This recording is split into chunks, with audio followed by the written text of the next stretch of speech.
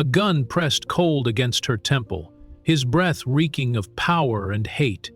In that frozen second, she thought she'd never see another sunrise. Hours later, flames consumed his house, lighting the night like judgment itself. But what ignited the fire and the truth was far more dangerous than anyone could imagine.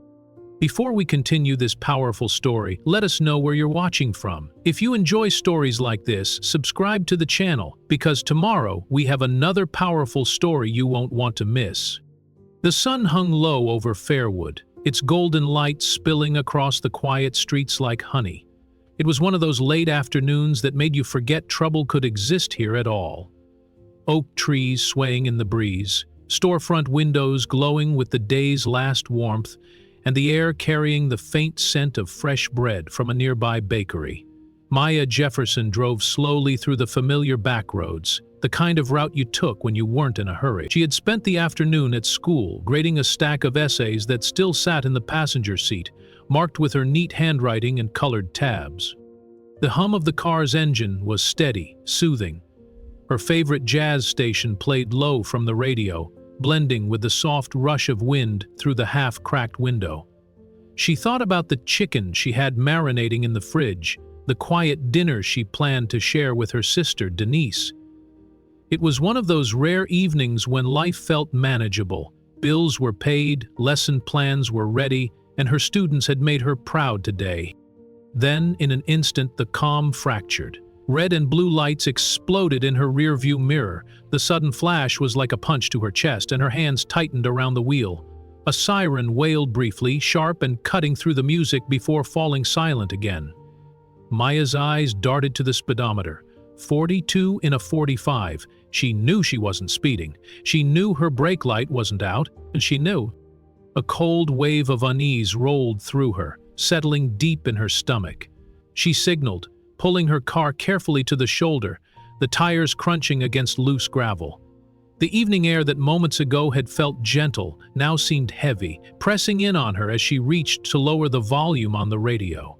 Her fingers trembled slightly, though she willed them not to.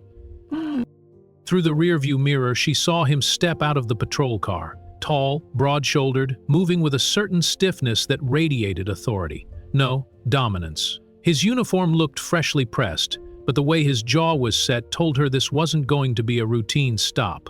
Officer Brent Halvorson. She'd seen his face before, at community meetings and local news articles about tough policing. People whispered his name with a mix of fear and resignation. He was already barking before he reached her window. "Step out of the car, now!" No greeting, no explanation. His voice was sharp, slicing through the warm air, and something in its tone made her heart kick against her ribs. Maya blinked, caught off guard by the immediate aggression. She lowered the window fully and tried to keep her voice level. "Officer, is there a reason?" Out. Now. His hand twitched toward the holster at his hip, not quite touching the weapon, but close enough to send a jolt of fear through her. She swallowed hard, unbuckled her seatbelt slowly, and stepped out onto the warm asphalt. The smell of sun-baked pavement rose around her, mingling with the faint exhaust drifting from his cruiser. She kept her palms open and visible, fingers spread wide, the way she'd seen others do in those all-too-familiar videos that ended badly. Halvorson loomed over her, his shadow stretching long in the dying light. He was a wall of authority, but it wasn't the kind meant to protect. His eyes moved over her like she was already guilty of something. "License and registration," he said, though his tone carried no patience for her to actually retrieve them. "They're in my purse, inside the car," Maya said evenly. He gave a small, humorless smile. "People like you always have something in their purse." The words dripped with disdain, with that deliberate emphasis that made her chest tighten. Her mind raced. She knew she had two options: argue and risk escalation, or comply and hope it ended quickly. She chose the latter, stepping cautiously back toward her car, but before she could reach the door handle, his voice cracked the air again. She froze mid-step. Halvorson closed the distance between them, the heel of his boots grinding on gravel. "Put your hands on the hood." She hesitated only a second before obeying, the metal warm against her palms. She felt his presence just behind her, close enough that she could smell the faint musk of sweat and the acrid scent of gun oil. Then his hand shoved firmly against her shoulder, pressing her down against the car's surface. "What's this about?" she asked, her voice trembling despite her effort to keep it steady. "You tell me," he muttered, almost like it was a challenge, "driving in this neighborhood like you own it." "This is my neighborhood," she said, barely above a whisper. His laugh was short, sharp, and void of humor. "Sure it is." The air around them felt heavy, suffocating. Maya's mind began to split in two, half of her locked in the reality of the moment, every nerve screaming danger, the other half drifting to thoughts she couldn't control. Denise's laugh over dinner, her students' eager faces. The way she'd left the chicken marinating, expecting to be home in 20 minutes, she wasn't sure she'd make it back. She heard the leather creak as he adjusted his stance. The sound was followed by the metallic snap of a gun clearing its holster. Her breath caught in her throat before she even felt the cold press of the barrel against her temple. The cold steel of the barrel made her flinch, instinctively trying to pull back, but there was nowhere to go. His hand was steady, his finger hovering too close to the trigger.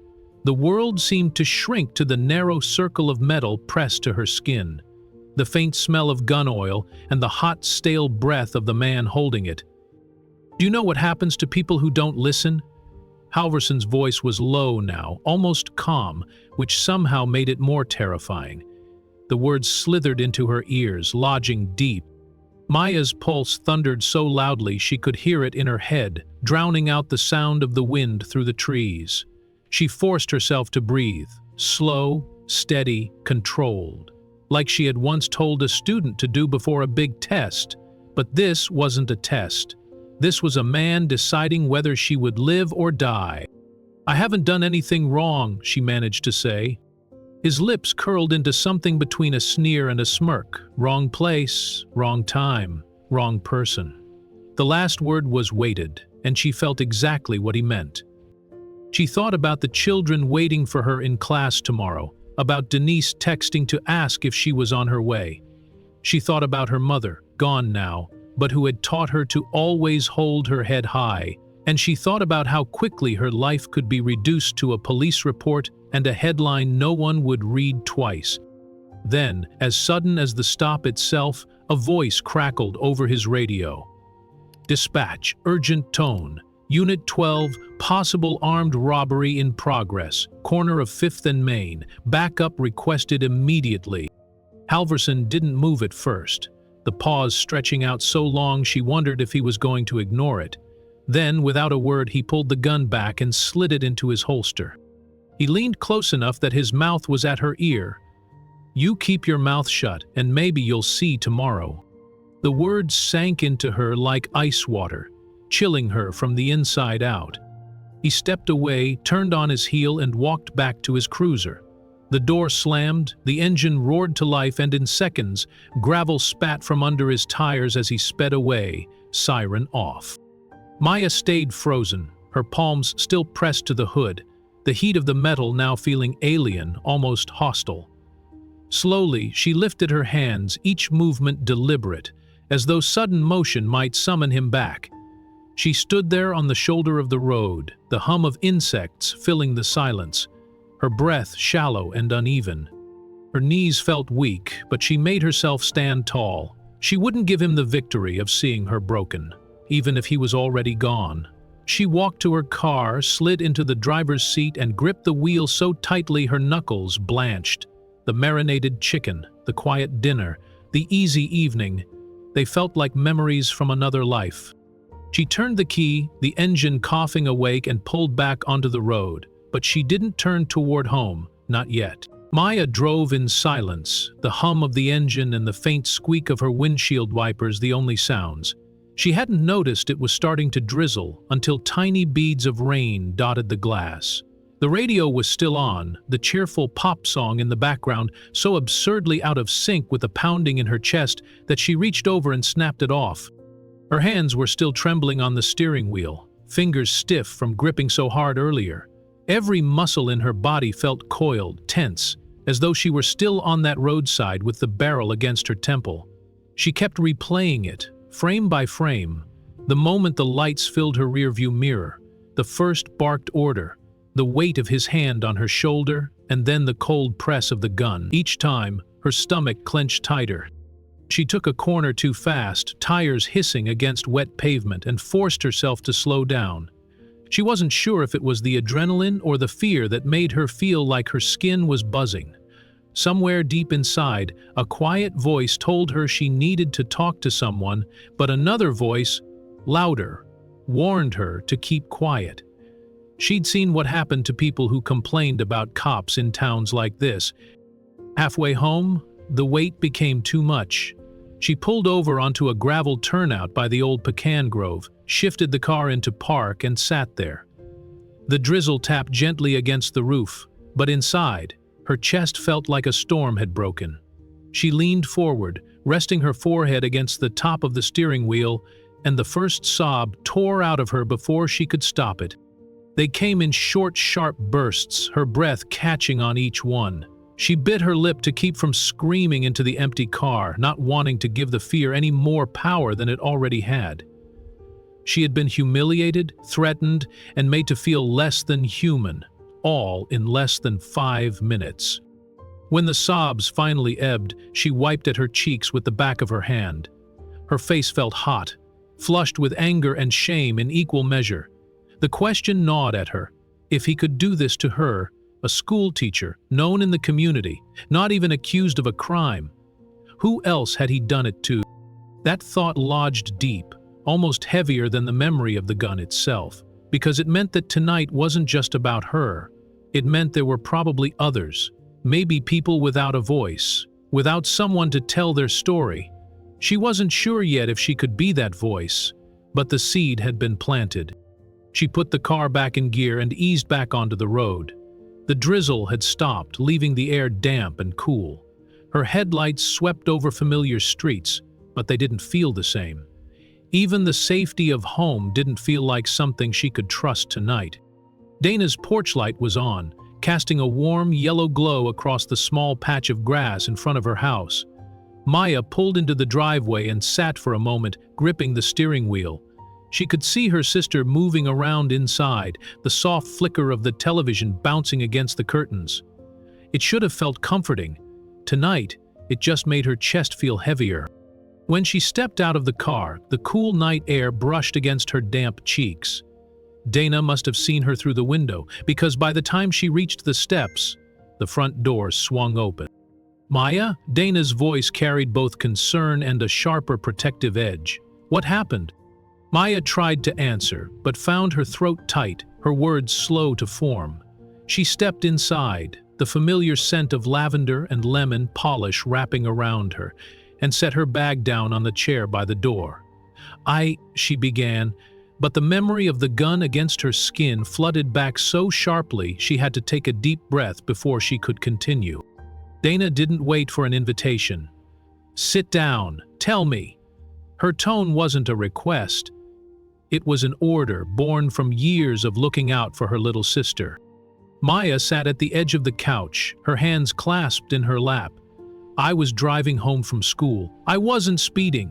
I didn't run a light. But then I saw the flashing lights behind me." She walked her sister through every detail, the aggressive approach, the barked orders, the shove against the hood. When she got to the part about the gun, her voice faltered. "He pressed it right here," she said, reaching up to touch her temple.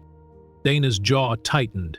She leaned forward, studying her sister's face. Then her expression shifted to something darker. "Hold still." She brushed back Maya's hair gently and hissed under her breath. "There's a bruise. You can already see the mark." Maya reached up and felt it herself. Tender.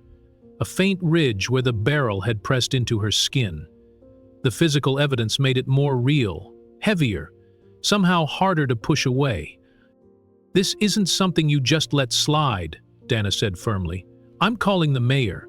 Tonight." "No?" The word came out sharper than Maya intended. She shook her head, swallowing hard. "Dana, you don't understand.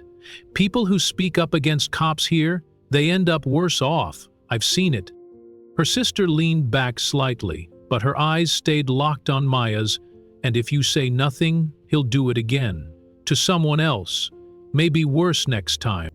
Maya looked away, her gaze landing on a framed photo on the wall, her and Dana as teenagers, laughing at some long-forgotten joke. Back then, they had felt invincible. But that was before they learned how power really worked in this town. Dana sighed, her voice softening. "At least let me take pictures of the bruise. You don't have to decide anything tonight, but we're not pretending this didn't happen." Maya hesitated, then nodded slowly. It wasn't a step toward action, yet, but it was a step toward the truth. The next morning, the town looked the same, but Maya couldn't shake the feeling that everything had shifted. She kept her head down at the grocery store, avoiding small talk, but snippets of conversation still floated her way. At the checkout counter, two older men stood behind her in line, speaking in low tones that carried just enough for her to catch. "Halvorson again," one said, his voice gravelly. "He's been trouble for years." The other chuckled bitterly. "Trouble's putting it light. Man's been skating by on a badge and a smirk since he started. Always knows how to make a mess look clean." Maya didn't turn around, didn't let them know she was listening, but the words burrowed into her. It confirmed what she feared. This wasn't about one bad night. It was about a man who'd been allowed to keep doing it. Later that afternoon, Maya was watering the small row of potted plants on her porch when Mrs. Turner, her neighbor from 2 doors down, stopped by. The older woman wore a faded sun hat and carried a bag of peaches from her garden. She set them gently on the porch railing and lowered her voice. "I saw the lights last night," Mrs. Turner said, her eyes scanning the quiet street as if to make sure no one else was listening. "Didn't see all of it, but I saw him push you up against your car. Knew it was you, even from here. He looked mean. Not just doing his job. Mean." Maya froze, the watering can still in her hand. "You? You saw that?" Mrs. Turner nodded. "Didn't want to pry, but I've lived here long enough to know when something ain't right. You just tell me if you ever need me to say what I saw." The offer was simple, but it sent a current of resolve through Maya. It was one thing to live with the memory in her head. It was another to know there was someone else, someone willing to stand beside her if it came to that. That night, she sat at her kitchen table with a cup of tea, scrolling through her phone. She typed Halvorson's name into the search bar and found only a handful of local news mentions, commendations, charity events, nothing about complaints. It was like the public record had been scrubbed clean. She closed her eyes and thought about the bruise on her temple, the words Mrs. Turner had spoken, and the conversation at the grocery store. The threads were there, faint but undeniable, leading to something bigger. Across town, in the dim back corner of a diner, those same 2 men from the store sat nursing their coffee. One leaned in, voice low. "Mark my words, he's gonna cross the wrong person one day, and when he does, it'll all come tumbling down." If only they knew how close that day already was. Night settled over the small southern town with the kind of heavy stillness that made every sound sharper. Inside her house, Maya sat at her kitchen table, the faint hum of the refrigerator filling the silence. Her journal lay open in front of her, the pen resting between her fingers. She had tried to write, tried to untangle the mess of thoughts that had been coiling in her chest since yesterday, but every sentence seemed to break halfway through, each word weighed down by the memory of cold steel against her skin. She thought about Mrs. Turner's offer to stand as a witness, about the murmured conversation she had overheard in the grocery store. Somewhere deep down, She knew there was a larger truth hiding in all this. But the truth had teeth, and she wasn't sure she was ready to be bitten. The night outside was dark and still when the first sound cut through it, a distant wail, low and rising. It wasn't the shrill staccato pulse of police sirens. No, this was deeper, heavier, urgent in a different way. The kind of sound that made the hair on your arms stand up before your mind caught up to what it meant. Fire trucks. She sat up straighter, the pen clattering to the tabletop. A moment later, another wail joined the first, closer this time. The sound rolled past her house, shaking the stillness. Without even thinking, she pushed back from the table, crossed to the front window, and peered through the glass. Red lights cut across the dark, reflecting off the edges of parked cars and low rooftops. Something in her chest shifted, an unease she couldn't name. She grabbed a light jacket and stepped outside, drawn toward the sound.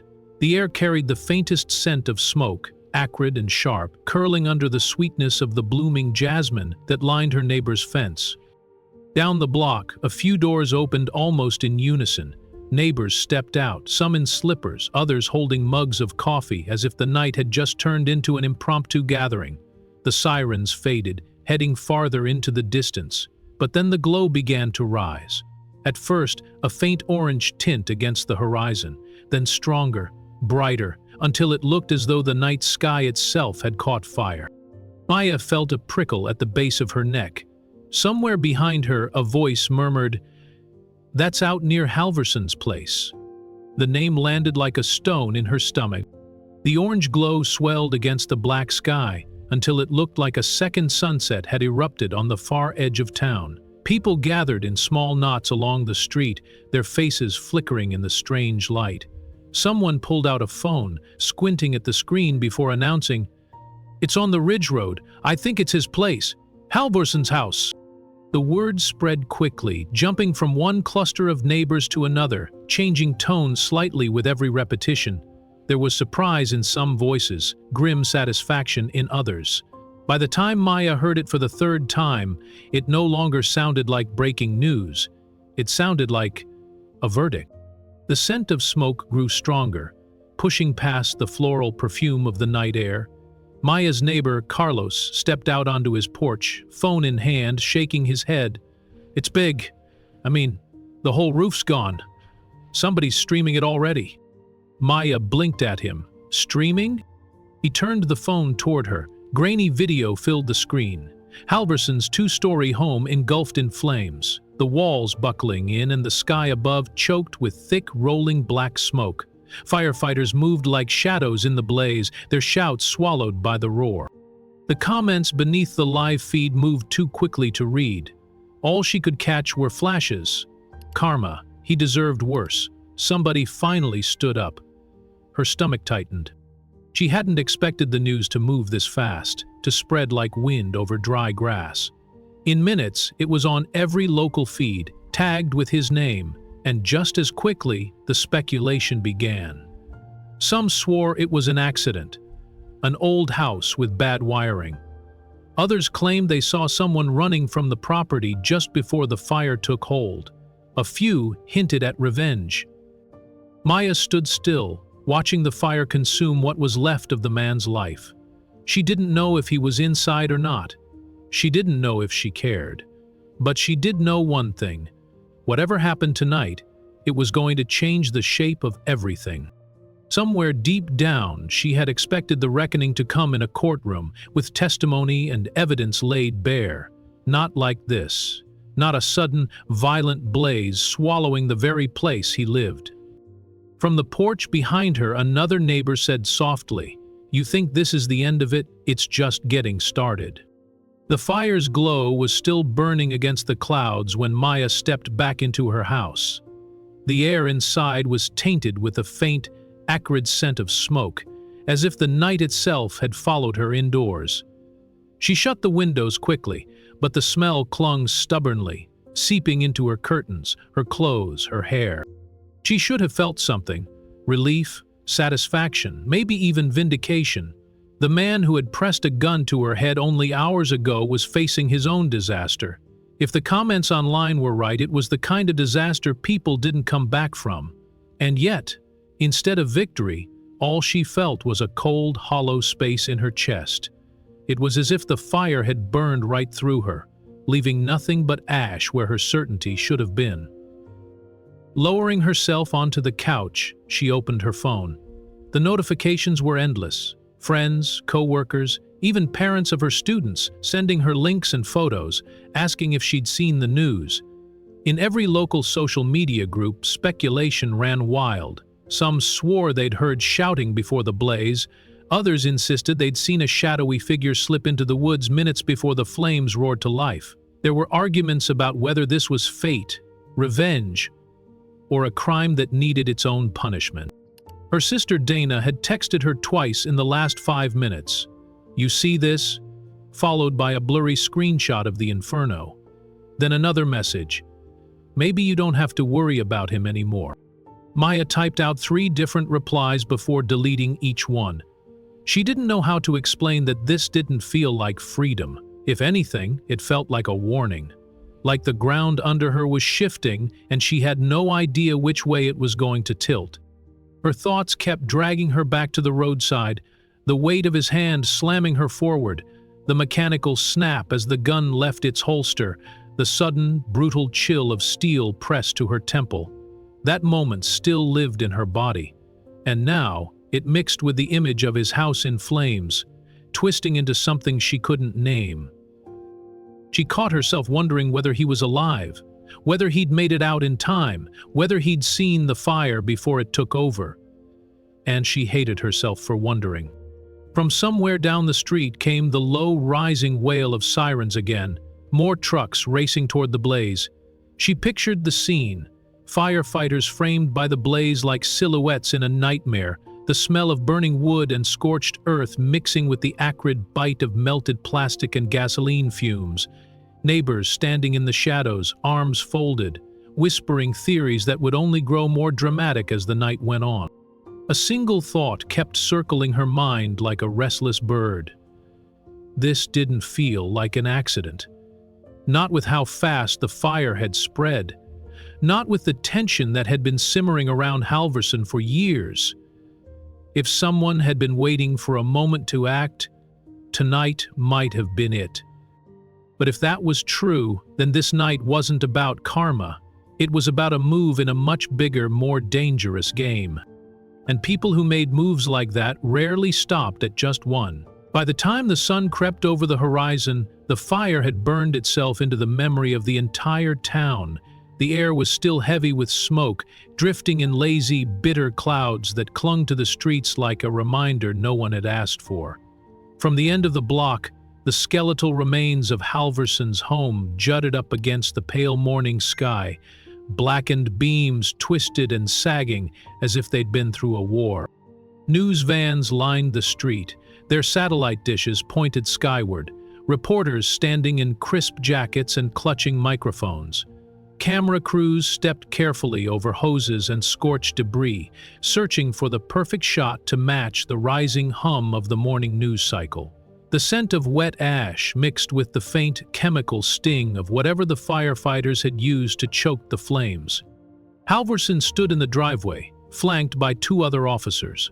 His uniform was clean, but his face was a mask of barely restrained fury. The bags under his eyes hinted at a night without sleep. Cameras clicked in rapid bursts as he turned toward the press, his jaw working like he was chewing over the words before spitting them out. "This was no accident," he declared, his voice sharp enough to slice through the static murmur of the crowd. "There are suspicious circumstances, and I will get to the bottom of it. Whoever thinks they can come after me in this way," he paused, glancing toward a camera, "will regret it." The statement hung in the air, heavy and threatening. A few reporters shouted follow-up questions, but Halvorson ignored them, turning away toward the shell of his house. His boots crunched over the gravel, the sound oddly loud in the hush that followed. On the edge of the crowd, Maya watched from inside her car, engine idling. She had parked half a block away, hidden behind a delivery van, telling herself she was just curious. But the truth was more complicated. She wanted to see his face. to read something there that might tell her if he had any idea she was part of the story behind his rage. Instead, she saw a man in full battle posture, ready to turn his personal disaster into a campaign for control. She knew men like Halvorson didn't stop at threats. They escalated, and now he had a public platform, cameras ready to follow his every move. Maya's fingers tightened around the steering wheel. The town was already looking for answers. It was only a matter of time before someone came looking for hers. At the school, the day unfolded under a strange, heavy quiet. The smell of smoke from the fire lingered faintly even here, carried on the early autumn breeze through the open classroom windows. Maya moved through the halls as if she were walking in a dream, her usual easy smile replaced with something measured, guarded. A few colleagues stopped her between periods. "You okay?" one of them asked, her brow creased with genuine concern. Maya nodded, forcing the corners of her mouth upward. "Just tired," she replied, though the lie tasted sour. She didn't owe them the truth, not yet, but the silence felt like it was pressing in on her, tighter with every passing minute. At lunch, she sat in the break room with her tea cooling untouched beside her. Across the table, Mr. Weller from the history department leaned in slightly. "Heard about the fire?" he asked in a low voice. She glanced at him, wondering if he'd picked up on anything else, if he could somehow read the truth in her eyes. "Yeah," she said softly, staring into her cup. "Hard to believe." In her mind, she replayed yesterday again and again, the sudden flash of lights in her rearview mirror, the cold press of metal against her skin, the voice that dripped with disdain. Each time, the image lingered longer, sharper, and every time she thought about telling someone, the weight of the risk came crashing down. Retaliation wasn't a theory in towns like this, it was a promise. During her free period, she sat alone in her classroom, grading papers but barely seeing the words. She could feel the eyes of the community on her already, even though no one yet knew the role she played in the unspoken war that was forming. If she stayed quiet, Halvorson might move on. But if she spoke, the fire might be the smallest thing to burn in this town. She told herself she'd wait, just a little longer. But deep down, she knew time wasn't on her side. Stories have a way of finding their way to the surface, and in a place like this, the truth would travel faster than she could run. When the final bell rang, she lingered at her desk, the building growing quieter as students filed out. The decision to stay silent clung to her shoulders like wet fabric. It wouldn't dry on its own. By the time Maya stopped at the grocery store that evening, the town's mood had shifted from shock to something more electric, like a low, steady hum of anticipation running beneath the surface. The parking lot was busier than usual, with clusters of people leaning against their cars in the waning light, conversations spilling into the open air. Some voices were hushed, conspiratorial. Others were louder, almost eager, feeding on the swirl of speculation like they couldn't get enough. Inside, the air felt thick, and the familiar hum of the refrigerated coolers seemed distant under the low murmur of constant chatter. Everywhere she turned, she caught fragments of the same conversation. Different voices, same topic. "I'm telling you, that fire was no accident," a man near the produce section said with the confidence of someone who had already made up his mind. He was picking through a pile of tomatoes, not looking up from his task. Halvorson's made too many enemies. Maybe one finally decided enough was enough. His companion, a heavy-set man with a ball cap pulled low, grunted. "Or maybe it's tied to that mess from the other day. You hear about that traffic stop? Scared some poor woman half to death. Folks are saying she looked ready to pass out right there on the road." Maya's chest tightened. She turned her back to them, pretending to study the apples.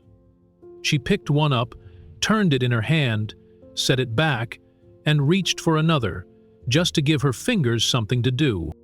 Over by the bakery, two older women stood with their carts drawn close, speaking in sharp, clipped whispers. "If it was revenge, whoever did it better hope the sheriff's office doesn't get to them first," one said. The other leaned in. "That man doesn't forgive. And he sure doesn't forget." Words landed in Maya's stomach like cold lead. The idea of Halvorson looking for someone to blame, someone to make an example of, wasn't just plausible, it was inevitable. She could feel her own name written somewhere high on that mental list of his, whether she deserved to be there or not. When she reached the checkout, the cashier, a lanky teenager with braces, scanned her groceries, glancing up with the barely contained excitement of someone who knew they had a juicy topic to discuss. "Crazy about that fire, huh?" he said, lowering his voice just enough to sound like he was letting her in on a secret. "They're saying the whole place is gone. Not even the foundation left standing." Maya forced a polite nod. "Yeah," she said softly. "Crazy."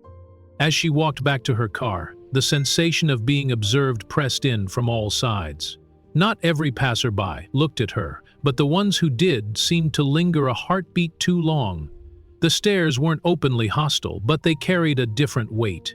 A careful, assessing kind of attention, like people trying to connect dots without knowing where the lines truly went. She loaded her groceries into the trunk, the plastic bags rustling louder than they should have in the still air. A battered pickup rumbled past, slowing just enough for the driver to glance her way. It wasn't the glance of casual recognition. It was sharper, calculating, like someone filing her face away for later. By the time she slid into the driver's seat and locked the doors, she knew the truth. The fire hadn't burned away the danger, it had only shifted it. The blaze had lit more than Halvorson's house. It had lit a fuse, and the whole town was holding its breath, waiting to see where the explosion would land. Maya sat at her kitchen table long after the groceries were put away, a single lamp casting a cone of light across the wood. She'd made tea hours ago, but it had gone cold and bitter in the mug. Every time she tried to focus on the hum of the refrigerator or the quiet ticking of the wall clock, her mind pulled her back to the moment. A gun against her temple, his fingers so close to the trigger that she could feel the air shift with every breath he took. She'd spent days trying to convince herself to let it go, to bury it like people in this town had buried 100 other injustices. But the fire had changed something. The sight of his house burning, the whispered conversations at the grocery store, the way people's eyes lingered just a second too long, it all told her the same thing. Silence wouldn't keep her safe. It never had. Her phone sat on the table, screen dark. She reached for it before she could talk herself out of it, thumb hovering over her sister's number. The call connected after the first ring. "Maya, what's wrong?" Dana's voice was quick, concerned. "We're going to the station," Maya said, her voice steady despite the storm inside. "Tomorrow. I'm filing a report." There was a pause, just long enough for the weight of the decision to settle in the space between them. Then Dana said, "Good, I'll be ready." That night, Maya barely slept. Every time she closed her eyes, she saw the same flash of metal, the same narrowing of Halvorson's eyes. When morning finally came, the air was heavy and damp, the kind of day where the clouds felt low enough to touch. She dressed simply, jeans, a loose sweater, trying not to overthink it, but every choice felt deliberate. She wanted to walk in there as herself, not as someone dressed for battle. When Dana pulled up, she had that protective big sister look on her face. The one that said she'd already planned exactly how she'd handle anyone who got in their way. "Let's go," she said.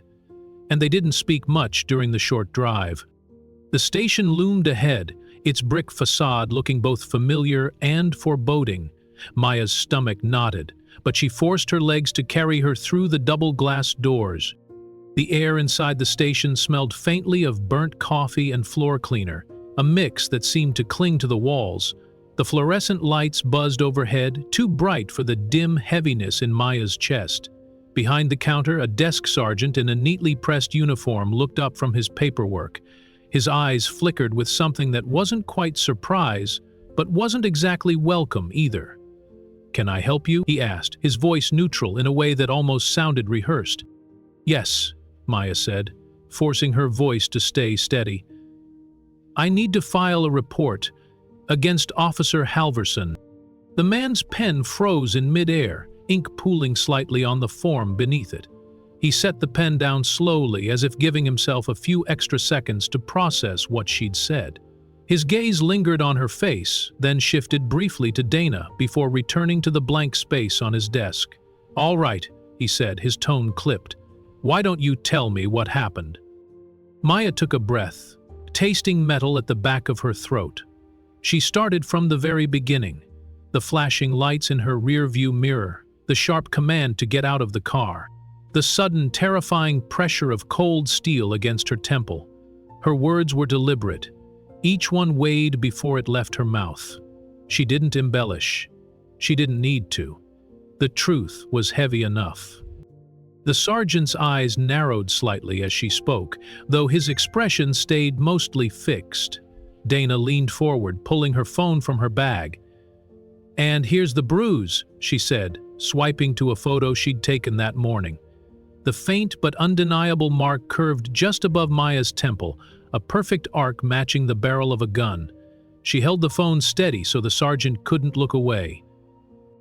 His jaw tightened as he studied the image. "I'll take your statement and forward it to Internal Affairs," he said, finally.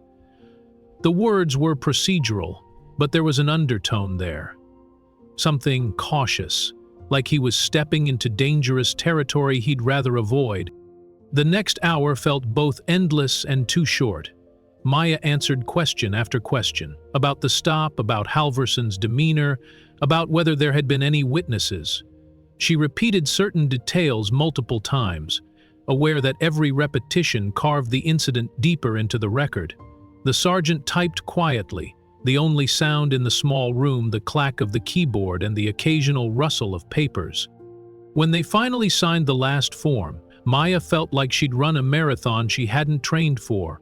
Her muscles ached, her head was heavy, but there was a small sense of relief too, like a door had been opened, even if she couldn't yet see where it led.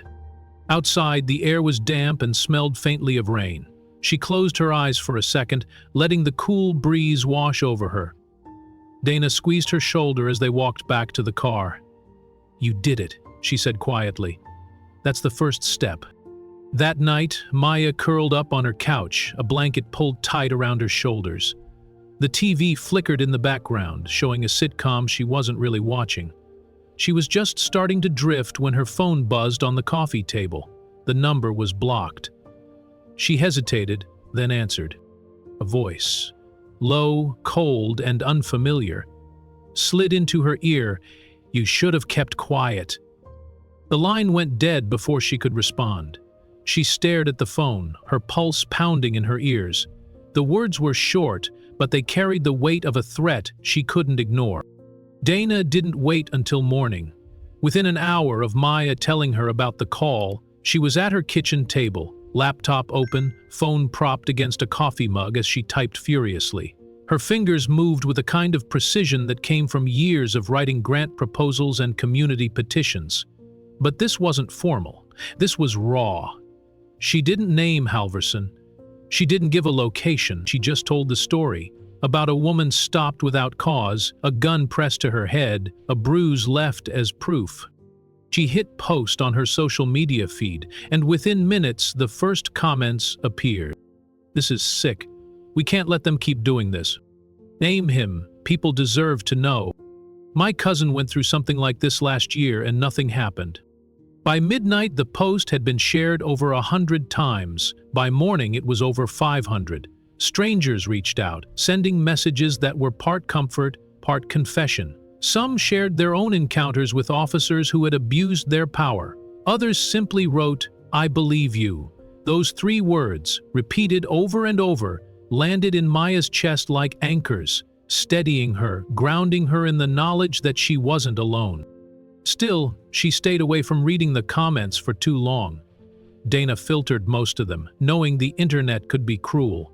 There were supportive voices, yes, but there were also others, anonymous profiles demanding proof, calling her a liar, insisting she was just making trouble. The hostility stung, even when she tried to ignore it. By late afternoon, her phone rang again, this time from a number she recognized. It was Carla, an old high school friend she hadn't spoken to in years. "Maya, I think I saw the end of it," Carla said hesitantly. "I was driving past on the other side of the road. I didn't see him pull you over, but I saw you standing there and… the way he was holding the gun." Her voice trailed off. "If you need me to say something, I will." Maya thanked her, her throat tight. One more piece of the puzzle, one more person willing to step forward. That evening, the story had grown beyond her circle. A local community organizer messaged Dana directly. "We've been tracking complaints against officers for months," he wrote. "This matches a pattern." He offered to connect her with others who had been harassed by the same man, people too afraid to go on record until now. The more names Dana collected, the more real it became. This wasn't a single act of violence. It was part of something wider, deeper, and far more dangerous than they had imagined. Maya sat on the couch as Dana read off the messages.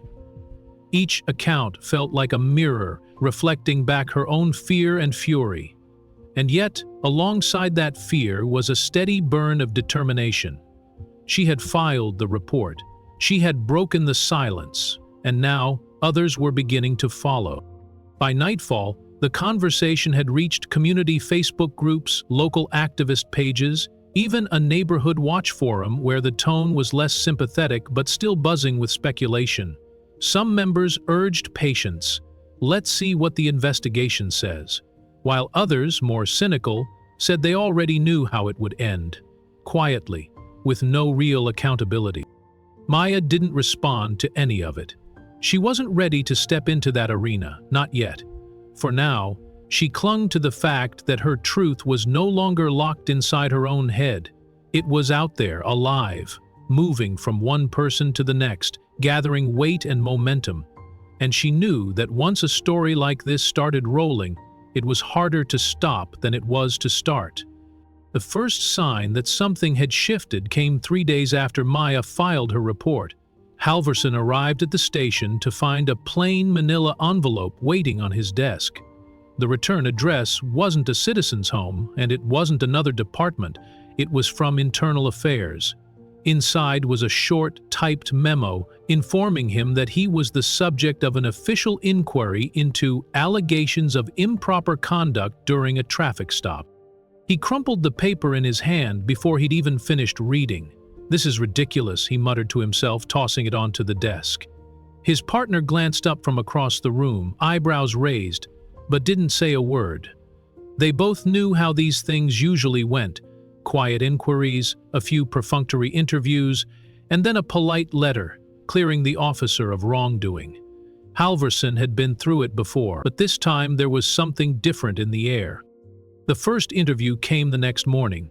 The investigator, a lean, sharp-mooned man in a gray suit, asked pointed questions, and his tone was anything but deferential. "Walk me through your reason for initiating the stop," he said, pen hovering over his notepad. Halvorson leaned back in his chair, arms folded, projecting annoyance rather than cooperation. "I don't have to justify every stop I make," he snapped.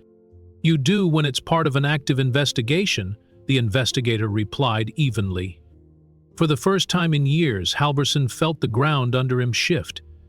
This wasn't one of the usual IA officers who treated him like a colleague first and a subject second. This man was digging. Meanwhile, word of the investigation had already reached the rest of the department. Hallway conversations paused when Halvorson walked by. People he'd once called friends avoided his eye. At the coffee machine, a rookie whispered something to another officer, and both of them laughed nervously, just loud enough for him to hear. The anger bubbled inside him, but beneath it was something else, something far more dangerous for a man like him. Unease. He had spent his career projecting an image of untouchable authority. Now, there were cracks forming in that image, and once people saw cracks, they stopped seeing a fortress.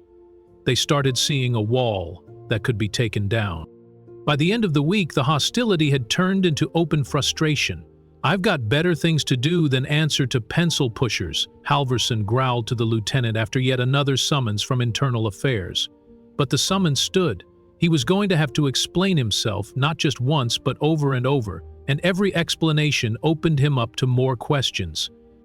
2 days later, the second crack appeared, and this one was worse. Maya's attorney, a sharp and measured woman named Felicia Grant, called her unexpectedly. "You're not going to believe this," Felicia said, her voice carrying both caution and a thread of satisfaction. "I had someone reach out this morning, an officer from Halvorson's own department." Maya froze. What did they say? They've seen him do this before. Not the exact same way, but enough to show a pattern. They're willing to talk off the record for now. The officer wouldn't give their name yet, not until they had some legal protections in place, but they were clear on one thing. Maya wasn't his first victim, and she likely wouldn't have been his last. According to them, Halvorson had a habit of targeting women driving alone, especially black women. The officer claimed there were at least 3 other internal complaints in the last 2 years alone, all of which had been quietly dismissed or buried. Felicia's tone was serious. "If we can get this person to go on the record, it changes everything. It turns your word against his into a documented pattern of misconduct." Maya's pulse quickened. It was one thing to know she wasn't alone. It was another to hear confirmation from someone inside the force. "Do you think they'll actually come forward?" she asked. "I think they're close," Felicia said. "They've seen what's happening now, and they can tell Halvorson's armor isn't holding up the way it used to." That night, Maya sat with Dana in the kitchen, replaying the conversation in her head. The idea that someone from inside the station might break ranks was almost impossible to believe. Cops didn't do that, not against one of their own. And yet, the cracks were widening. Halvorson seemed to sense it too. At roll call the next morning, his voice was sharper than usual, his glare sweeping the room like a searchlight. He warned the other officers to remember who's got your back when it counts, and to be careful who they talk to. His words were meant to sound like leadership, but they came out like a threat. What he didn't realize was that the tighter he gripped, the more people wanted to slip free. The third blow came from somewhere Halvorson had always managed to keep under control before: the press. It began quietly, just a short segment buried in the middle of the evening news. A calm-voiced anchor read from the teleprompter about a pending internal investigation into a veteran officer following a civilian complaint. The screen behind her showed a generic image of the police station. No names, no photos, but in a town this size, people didn't need details to start guessing. And they guessed right. By the next morning, his name was there in black and white on a local watchdog blog. The headline was blunt: "Officer Halvorson facing new complaint. History of misconduct alleged." The article cited public records, listing past complaints that had never been made public before. Excessive force, improper searches, racial profiling, each one labeled unsubstantiated or closed without discipline. The blog post caught fire. Within hours, it was being shared on neighborhood Facebook groups, in text messages, and on the bulletin board at the diner downtown. A regional newspaper picked it up, adding their own reporting, and by that evening, one of the city's most recognizable TV anchors was standing live in front of the police station. "This marks at least the 4th complaint against Officer Halvorson in the last 3 years," she said, the wind tugging at her coat. "While no prior disciplinary action was taken, the current investigation has renewed calls for greater oversight within the department." The words "4th complaint" seemed to echo across town. It was one thing for the locals to trade rumors over coffee. It was another for a major news outlet to say it out loud. People began to talk in a different tone. Not hushed, speculative whispers, but sharp, open condemnation. Down at Sullivan's Diner, a pair of retirees shook their heads over their breakfast plates. "I've been saying it for years," one muttered. "Man's been running roughshod over people, and the brass just let him." At the grocery store, a young mother leaned toward her friend in the produce aisle. "You see the news last night? My cousin said he pulled her over for nothing last year, scared her half to death. Now it all makes sense." The man who had once made people cross the street to avoid eye contact had become a subject of pointed stares. Even those who'd once called him a good cop in public now found excuses to distance themselves. Then came the flyer. It appeared first online, a stark black and white image with bold block letters. Justice for Maya, end police abuse. Saturday, 12 p.m., in front of the police station. Within a day, the same flyer was taped to lampposts, shop windows, and the community center door. Beneath the main text was a grainy still image from a cell phone video Dana had taken right after the stop, showing the faint bruise on Maya's arm. It wasn't graphic, but it was enough to stir anger. For Halvorson, the sight of that flyer was like being hit. This wasn't just a story anymore. This wasn't some IA file gathering dust in a cabinet. This was public. This was personal. And it had a date, a time, and a crowd behind it. At home that night, he stood at his kitchen window, the darkness outside pressing against the glass. The flyer's image was burned into his mind. He could picture the protest faces he recognized from town, holding signs with his name scrawled across them, chanting for him to be removed. His chest tightened. He told himself he'd weathered storms before, that people had tried and failed to take him down. But this felt different. This felt like the tide was turning, and for the first time in years, he couldn't see a way to push it back. Across town, in a cramped but warm living room, Maya sat with Dana, Felicia, and half a dozen others from the community. They hadn't organized the protest themselves, but no one was talking about stopping it. Maya listened as they discussed permits, routes, and how to keep everyone safe. She knew the risks. She'd seen what happened when people confronted the department head-on, but she also knew the alternative: silence. That night, as she lay in bed, the fear was still there, but it had changed shape. It wasn't the fear of Halvorson's retaliation anymore. It was the fear of what might happen if no one showed up, and the fear of what would happen if everyone did. The cracks in Halvorson's armor were no longer invisible hairlines. They were wide enough for the whole town to see, and the more people looked, the more they realized that the man they had once believed untouchable was, in fact, standing on very breakable ground. The air on Saturday morning carried that tense mix of excitement and dread that comes before a storm. Downtown was quieter than usual, but as noon approached, people began to trickle in, first in twos and threes, then in small clusters carrying handmade signs. Justice for Maya was scrawled in thick black paint on some, accountability now on others. Someone had brought a megaphone. Someone else passed out bottles of water from a crate in the back of their truck. Maya stood near the curb, a large cardboard sign in her hands. The bold red letters, accountability now, were steady, but her grip wasn't. She kept shifting her weight from foot to foot, eyes scanning the gathering crowd. Dana was at her side, a camera slung around her neck, eyes sharp and unblinking. Felicia had shown up too, carrying a smaller sign with just one word: enough. The chant started slowly, almost tentatively. "No more abuse," someone called out. A few joined in, then more. Soon the words rose and fell like waves, echoing off the brick facades and glass storefronts. Drivers slowed to watch, some honking in support, others shaking their heads and speeding off. Across the street, the station's front doors stayed shut. No officers appeared on the steps, but Maya knew they were watching. She could feel it.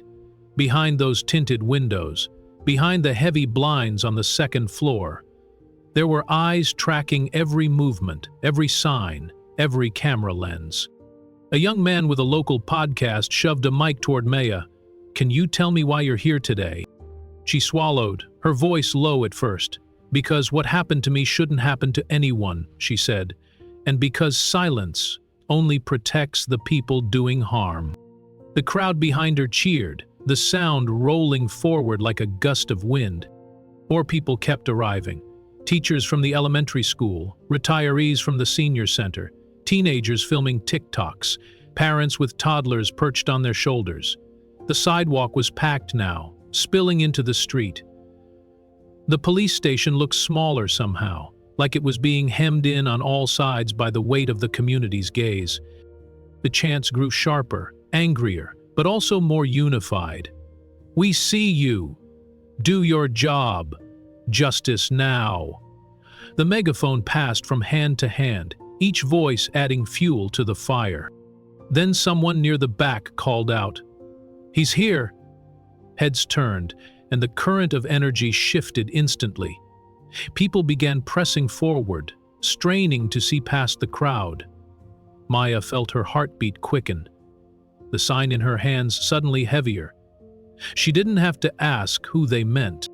Halvorson's patrol SUV rolled slowly into view, its dark paint reflecting the sun in quick flashes. He pulled up to the curb just a few yards from the station's entrance, cutting the engine with deliberate slowness, like he wanted every single person there to know exactly who had arrived. The crowd's noise faltered for a moment, replaced by a low, tense murmur. Phones went up, cameras clicked, even the kids stopped squirming on their parents' shoulders. Halvorson stepped out, his boots striking the pavement with an audible thud. His uniform was crisp, his sunglasses in place, his badge glinting in the light. The mass of protesters instinctively parted, creating a narrow corridor between him and the station steps. Maya found herself standing directly in that line, the space between them narrowing with each step he took. The chanting had died almost completely now, replaced by a thick, humming silence.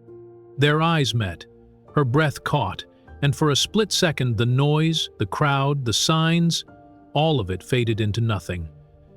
His jaw tightened. She saw the faint twitch of a muscle in his cheek, the way his hand flexed near his belt, as if resisting some urge. "Maya," he said, just loud enough for her to hear over the quiet murmur of the crowd. It wasn't a greeting, it was a statement. A name said like a challenge. "Officer," she replied, her voice steady, even though her knees felt like they might give way. Behind her, someone whispered, "Don't back down." Another voice said, "We're here with you." She didn't look away from him. He stopped just a few feet short, squaring his shoulders. "You're making a mistake," he said, his tone low but edged with something sharp. She tilted her head. The only mistake would be staying silent. The people closest to them caught that, and a ripple of approval moved through the crowd. Halvorson's mouth tightened into something that wasn't quite a frown, but wasn't neutral either.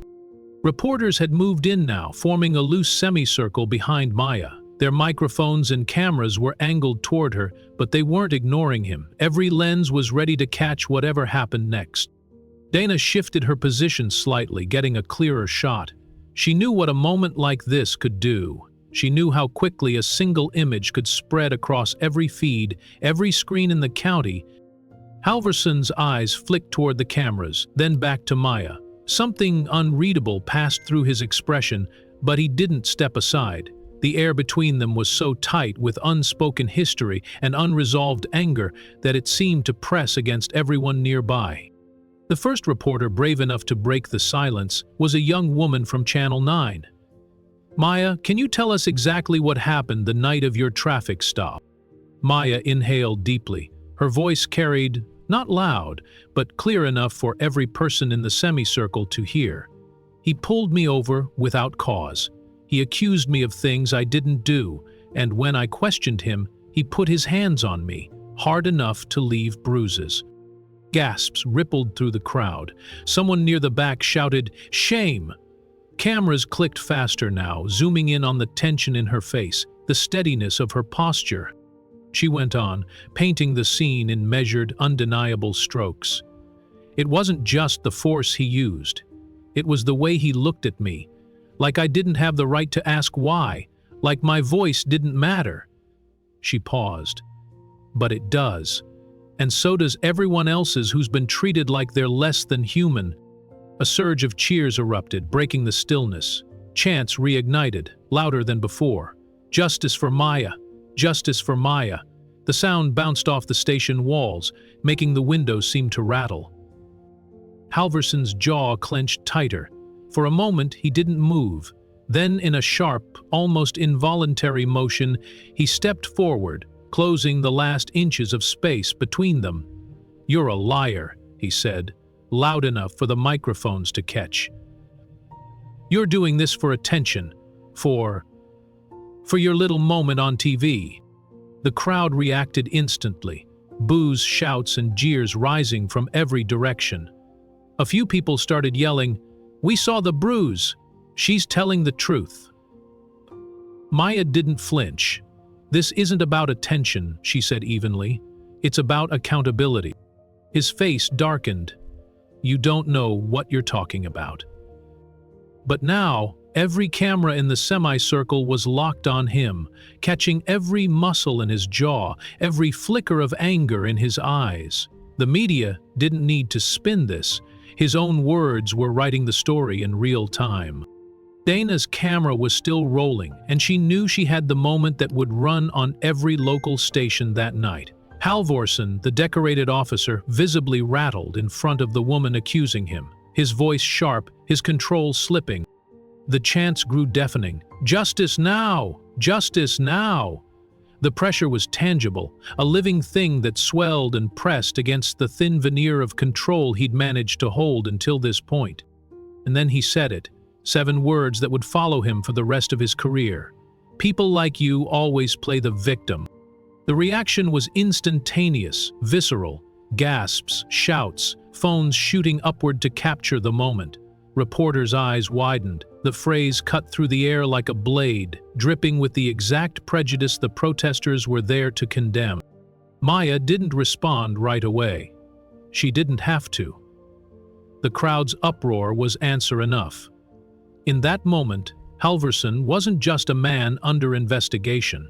He was a man exposed, his own voice laying bare the contempt he'd kept just under the surface.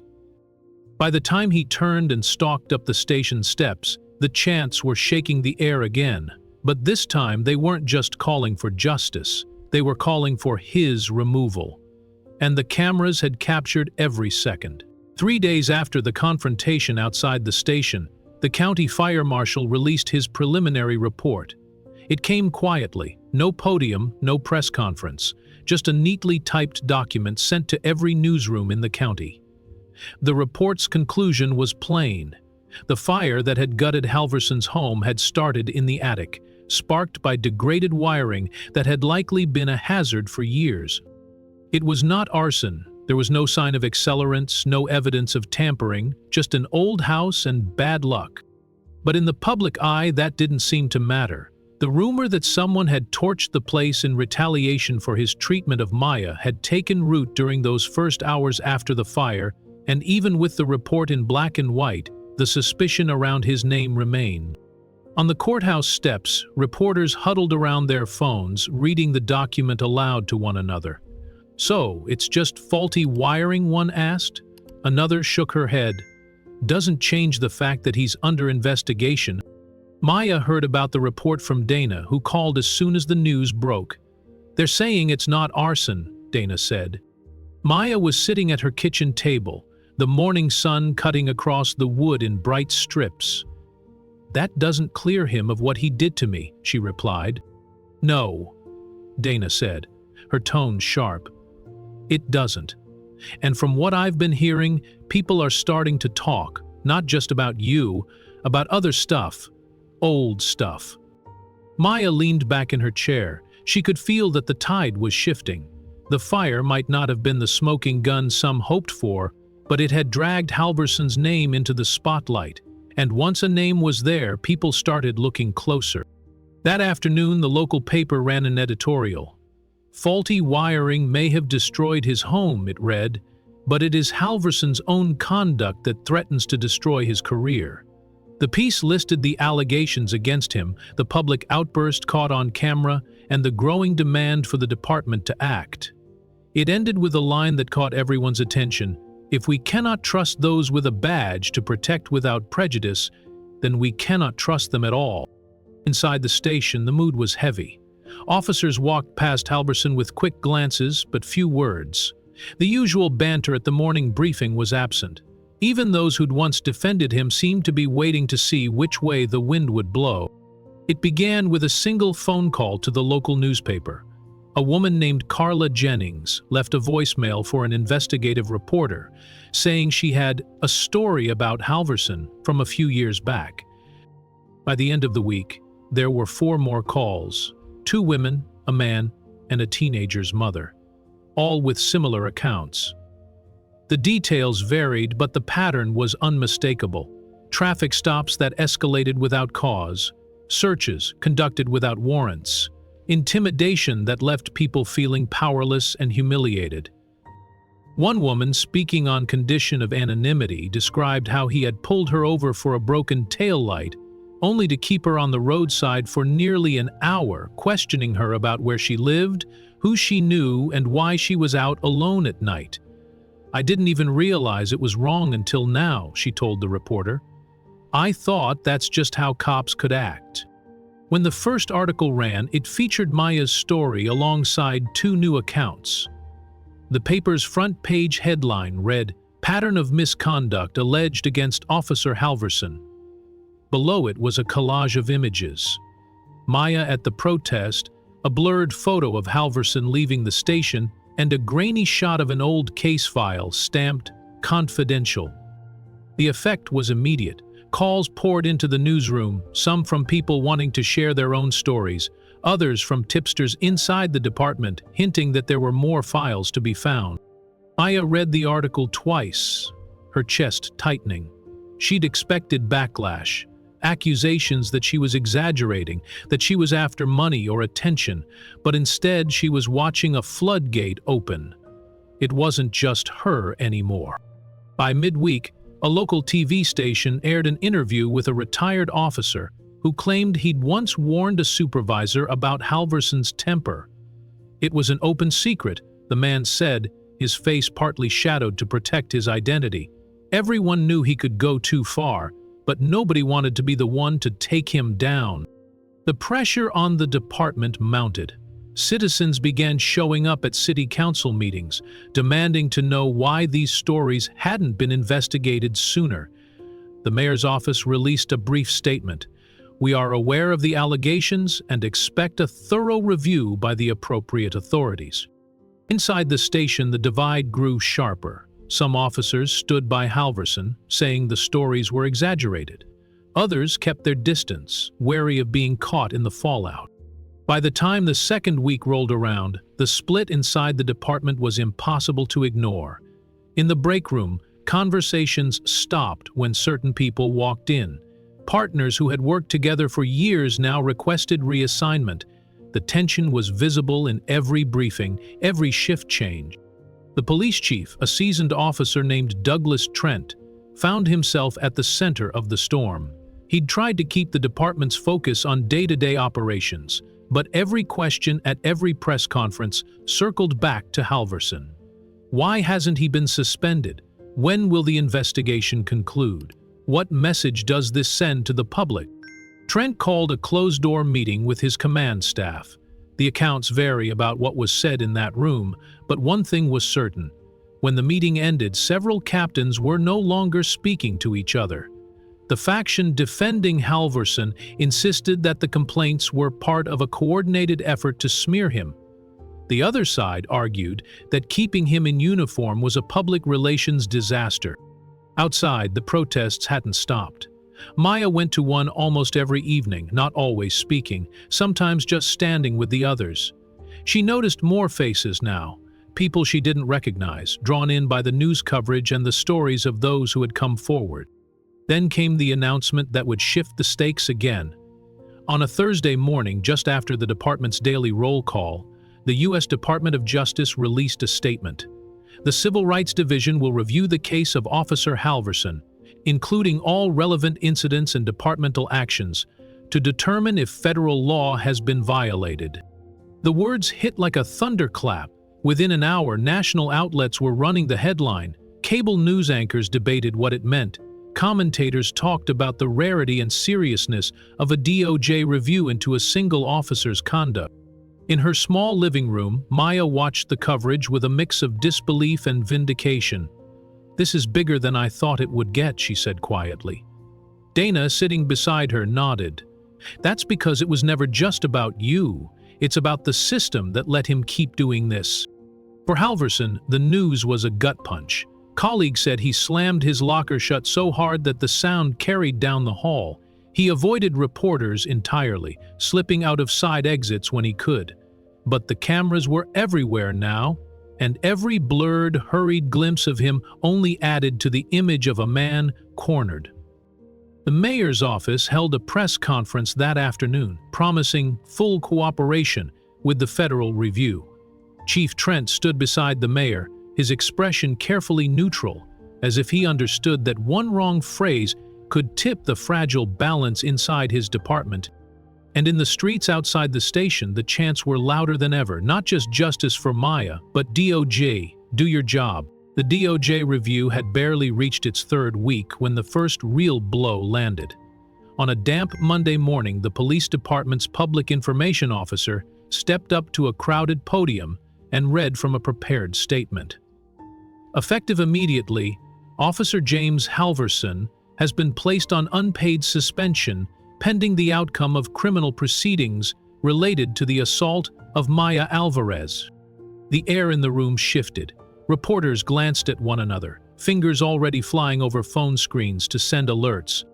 The statement continued, outlining the charges: 1 count of aggravated assault, 1 count of official misconduct, and 2 counts of civil rights violations.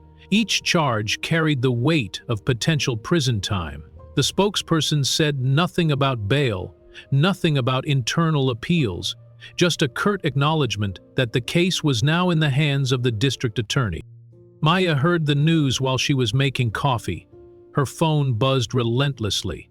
First Dana, then her cousin, then the community group she'd been working with. Dana's voice over the line was urgent but tinged with relief. "It's happening, Maya. They're charging him." Maya stood by the counter, the coffee maker still gurgling, trying to process the words. She'd known this moment might come. She had even imagined it, late at night, when sleep wouldn't come. But hearing it spoken out loud, knowing it was official, was something else entirely. Down at the station, the suspension hit like a thunderclap. The small group of loyalists who had defended Halvorson were furious, muttering about political witch hunts. The others, those who had kept their heads down, who had avoided choosing sides, now moved with a quiet certainty. The balance of power had shifted, and everyone could feel it. Halvorson himself wasn't at the station when the announcement came. He was at home, blinds drawn, pacing the length of his living room, while his lawyer sat at the kitchen table flipping through a thick binder of case notes. His face was pale, jaw tight. When the lawyer finally spoke, it was with the bluntness of someone who'd stopped sugarcoating things. "They're going to push this hard. With the DOJ in it, you're fighting the federal government." The city's mayor called a press conference that afternoon. Standing on the steps of City Hall, she acknowledged the seriousness of the charges and promised transparency in the weeks ahead. "We must remember," she said, "that accountability is not a personal vendetta. It is the foundation of public trust." For Maya, the day passed in a haze. Strangers stopped her on the sidewalk to offer quiet words of support. A delivery driver handed her a package and said simply, "Good for you," before walking away. Each moment felt surreal, as if the world around her had been tilted slightly and she was still trying to find her balance. But the message was clear. For the first time since that terrible day, the system was turning its full weight toward justice.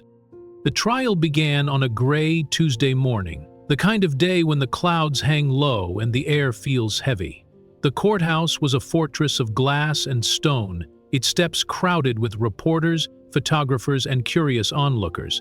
Inside, the tension was palpable. Maya sat at the prosecution's table, her hands folded neatly in her lap. Dana sat behind her, along with several members of the community group. Their presence was a silent shield, a reminder that Maya was not alone in this fight.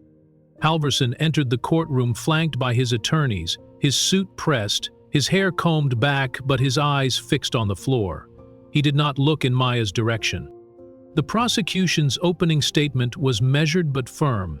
They laid out the facts: the traffic stop that escalated without cause, the unnecessary physical force, the violation of Maya's rights under color of law.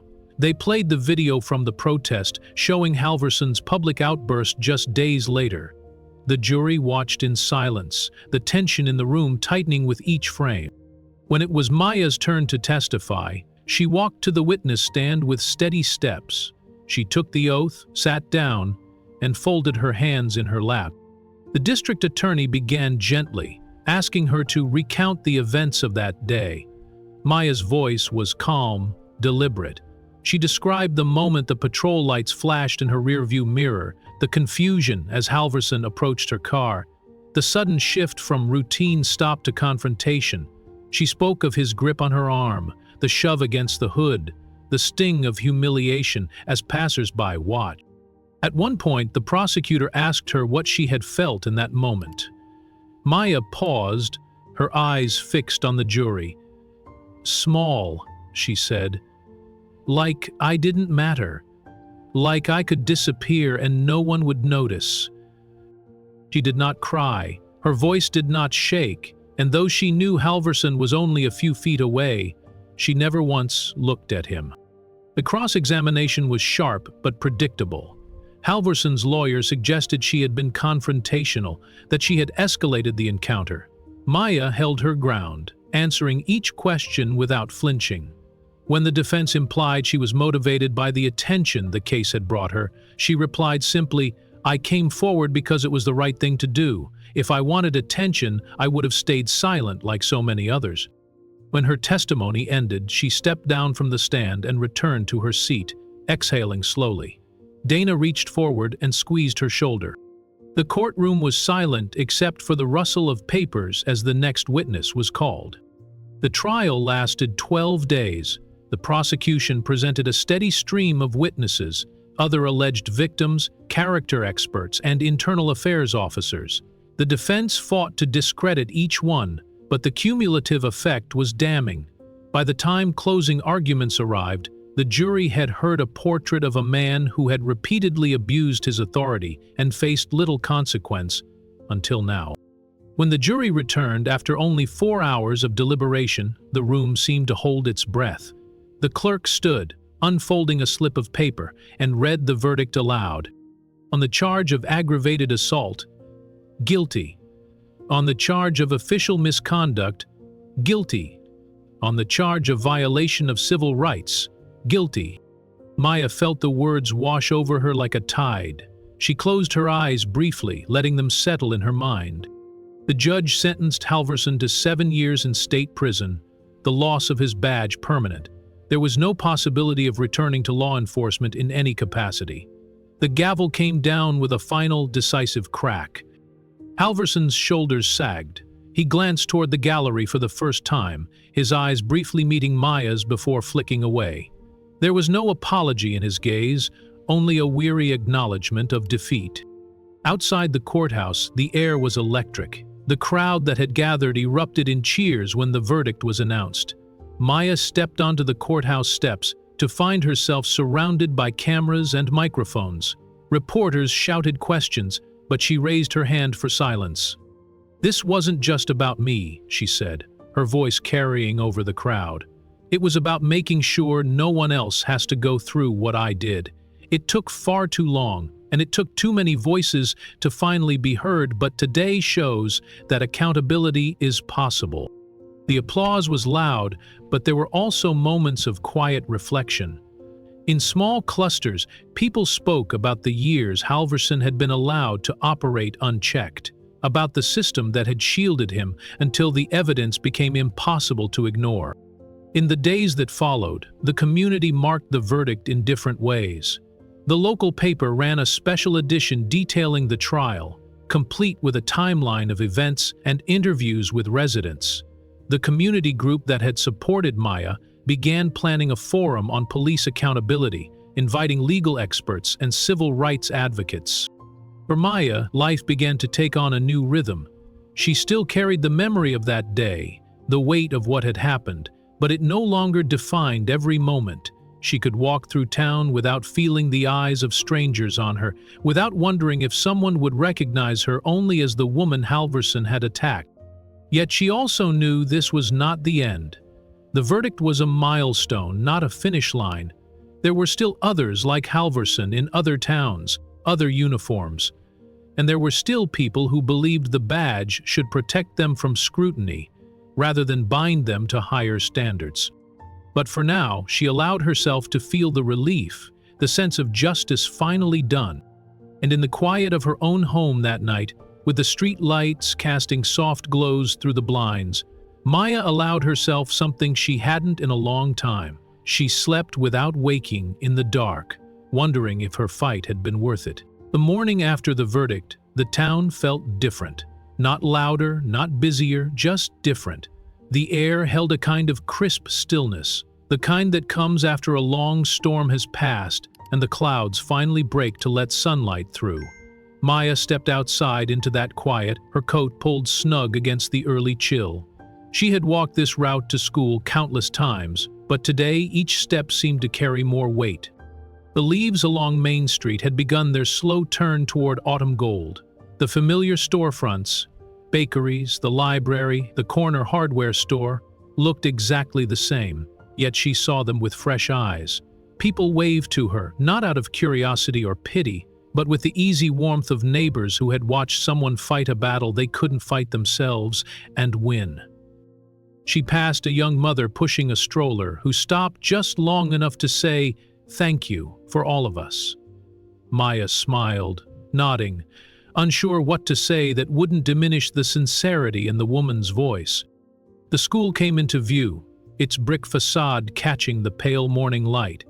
She had always thought of the building as a place of beginnings, of learning, of growth, of possibility. But now, it also felt like a sanctuary. In the weeks since the trial began, her colleagues had left small notes on her desk, slid folded bits of encouragement into her mailbox, and made sure she knew she wasn't alone. Inside, the halls smelled faintly of pencil shavings and coffee. Students moved in clusters toward their classrooms, the buzz of their voices carrying just enough to break the morning hush. A few of the older students looked her way, with expressions that told her they knew more than their years should allow. News traveled quickly here, and even those too young to understand the details had absorbed the broad truth. Their teacher had stood up for herself, and it had mattered. As she unlocked her classroom door, Maya took a moment to look back down the hallway. For months, she had walked these same halls carrying the invisible weight of fear. Fear of being disbelieved, fear of retaliation, fear that nothing she said or did would ever make a difference. But this morning was different. The fear was still there, a faint echo, but it no longer dictated her steps. She breathed in the scent of chalk dust and fresh paper, the small but grounding reminders of her daily work. She knew the fight wasn't over for everyone. There were still countless others facing injustice in places far from here. But she also knew that courage had a way of multiplying, of sparking in unexpected hearts. For now, it was enough to walk into her classroom, place her bag on the desk, and greet her students with the knowledge that she had done what she could and that it had mattered. In the weeks after Halvorson's sentencing, the changes began. Some were small, almost imperceptible. Others were bold and unmistakable. The police department announced the implementation of mandatory body cameras for all officers, effective immediately. Every patrol, every stop, every encounter would now be recorded. A new community oversight board was formed, made up of residents, local leaders, and 2 retired judges. Its role was simple but powerful: review complaints against officers and ensure investigations were transparent. For years, such an idea had been dismissed as unrealistic or unnecessary. Now, it was law. Maya attended the first public meeting of the board. The room was packed. Business owners, high school students, retirees, all leaning forward in their seats, listening as the new members took their oaths. The board's chair, a woman with decades of civil rights advocacy behind her, looked out over the crowd and said, We are here because a community decided that silence was no longer an option. In addition to policy changes, there was a shift in the atmosphere of the town itself. The conversations in diners and grocery store lines were different now. People spoke openly about accountability, about the importance of documenting encounters, about the value of standing together. For the officers still on the force, the message was clear. The rules had changed. Some embraced the reforms, relieved to work under clearer expectations and higher standards. Others bristled, grumbling about oversight and politics. But even they moved with more caution than before. Maya knew it would take time for the cultural change to take root. Laws and boards could only do so much. The real work was in hearts and minds, but each small shift mattered.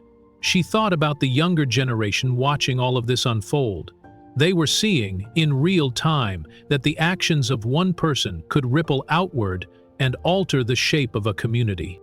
She also noticed a subtle difference in how people interacted with her.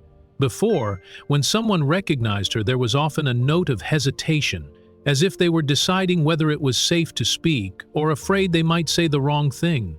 Now, the interactions were straightforward. People spoke to her like they would to anyone they respected, without the shadow of pity or awkwardness. One evening, walking home from the grocery store, she saw two teenagers filming a traffic stop from the sidewalk. They weren't interfering, just observing, phones steady in their hands. The officer conducting the stop didn't shout at them or wave them away. Instead, he completed his work and left without incident. It was a small scene, but Maya knew it represented something bigger. Change didn't always announce itself with fanfare. Sometimes it showed up in quiet, ordinary moments that would have gone differently just a few months earlier. On a Saturday afternoon, Maya sat at her kitchen table with her journal open. The pages were filled with entries spanning months, scribbled notes from nights she couldn't sleep, bullet points from meetings with the DOJ, snippets of things people had said to her on the street. She flipped back to an entry from the week after the incident. Her handwriting was shaky, the ink smudged in places. She had written about fear, about the sick feeling in her stomach when she thought about going to the grocery store and seeing his patrol car. She had written about wondering whether speaking up was worth the risk. Turning the pages forward, she saw the progression, the determination building, the moments of doubt, the small victories that had kept her moving. Then came the trial, the verdict, and finally, the changes that followed. She picked up her pen and began to write. "I didn't do this alone," she began. "Courage doesn't grow in isolation. It grows when others remind you that your voice matters." She wrote about Dana's unwavering presence, about the neighbors who had shown up to court, about the strangers who had become allies. She wrote about the cost of speaking out, but also about its necessity. As she wrote, she realized that the arc of her story wasn't just about a single act of injustice. It was about what came after, the healing, the reform, the steady work of building something better. Closing the journal, she stood and looked out the window.